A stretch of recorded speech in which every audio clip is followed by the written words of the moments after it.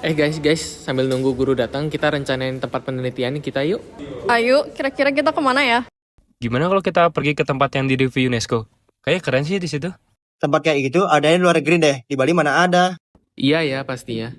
Siapa bilang di Bali nggak ada? Ada tahu, kita habis cari-cari informasi di internet, terus ketemu. Wih, apa namanya?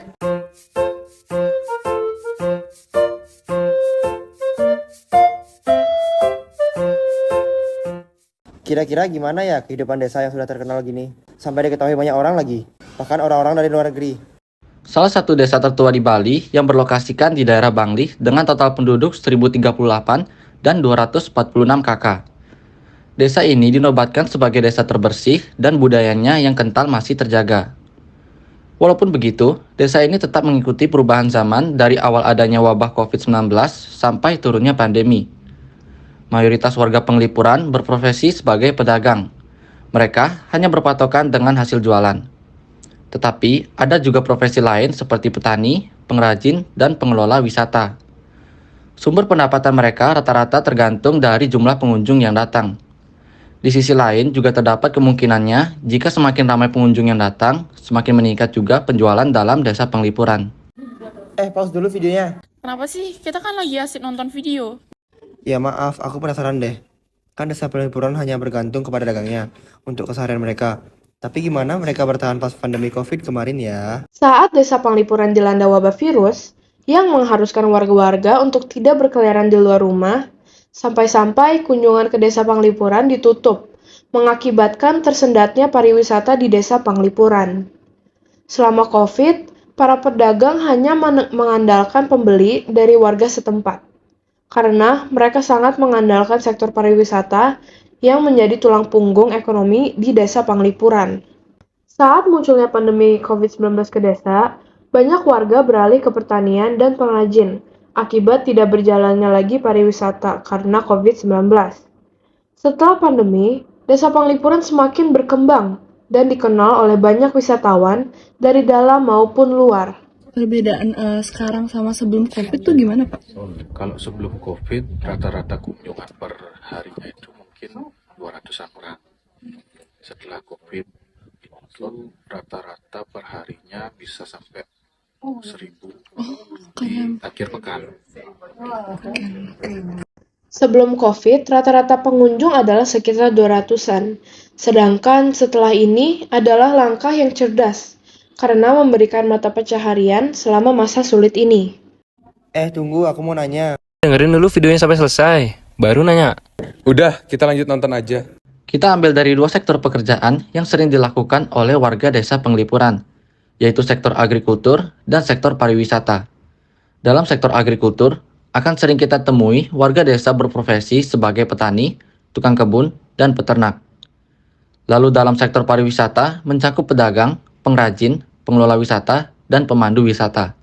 Hal-hal tersebut berkaitan dengan ketenaga kerjaan, karena ketenaga kerjaan berhubungan dengan tenaga kerja yang dapat menghasilkan barang atau jasa untuk memenuhi kebutuhan individu maupun masyarakat yang ada di desa Penglipuran. Oh, ini masuk ke materi ekonomi kita kan ya, tentang ketenaga kerjaan. Aku baru sadar juga, tapi cara kaitin isi desa dengan ketenaga kerjaan bagaimana? Gini loh, kita lihat dari pekerjaan-pekerjaan yang paling banyak dimiliki warga desa Penglipuran. Lalu kita bisa langsung kaitin tuh ke jenis tenaga kerja. Yang jenisnya ada apa aja ya? Kok aku lupa tiba-tiba?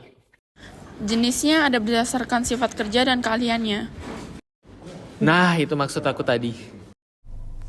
Ini lanjutan penjelasannya ada di contoh pekerjaan yang ada di desa Penglipuran, yang materinya masuk di jenis tenaga kerja. Oh ya, simak yuk teman-teman. Yang pertama, jika kita lihat dari sifatnya, dari segi agrikultur termasuk jasmaniah atau fisik, karena mereka menggunakan tenaga fisiknya untuk melakukan pekerjaannya. Contoh, dari salah satu produk minuman yang diracik sendiri di rumah warga Penglipuran, menggunakan rempah-rempah dari lahan perkebunan sendiri, yaitu loloh cemcem. Oh, minuman lolo cem-cem itu yang terkenal karena khasiatnya. Khasiatnya yang dipercaya bagus banget buat tubuh. Aku penasaran deh sama rasa lolo cem-cem itu. Jika dari segi pariwisata, lebih dominan ke jenis rohaniah atau non-fisik. Mereka cenderung lebih banyak menggunakan proses pemikiran, gagasan maupun ide dalam mengerjakan pekerjaannya.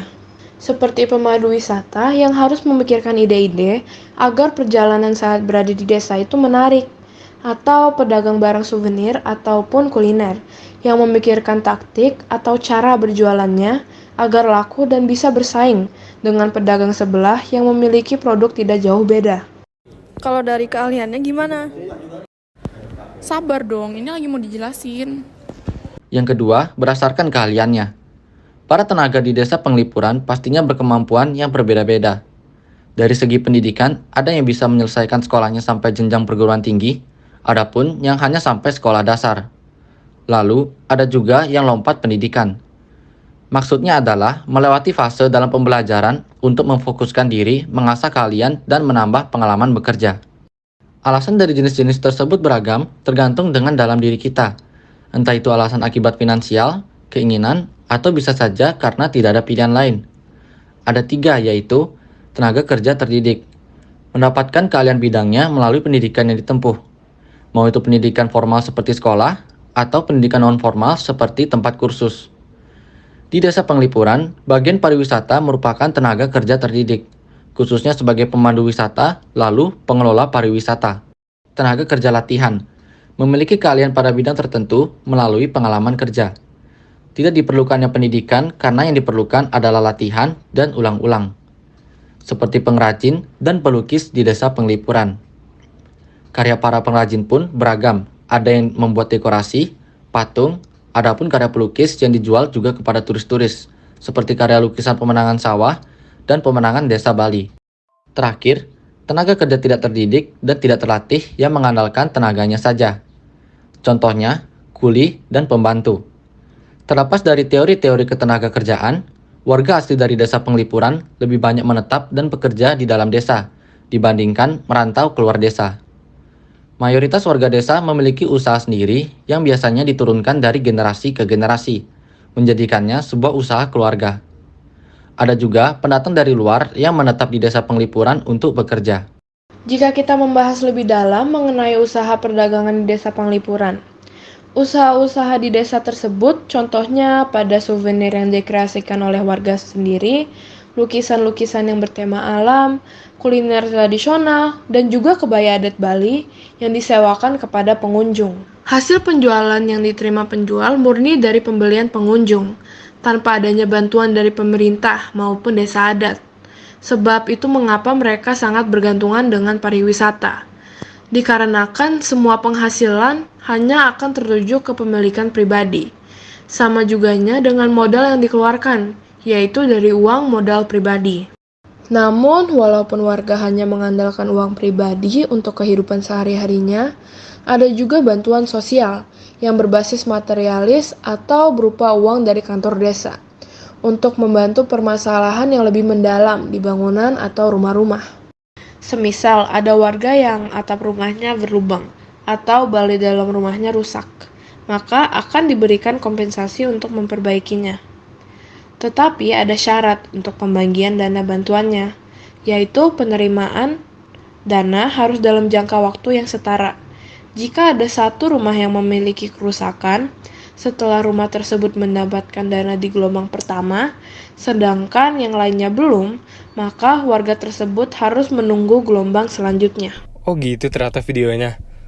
Bagus sih ini. Cocok nih untuk pembelajaran materi ekonomi kita.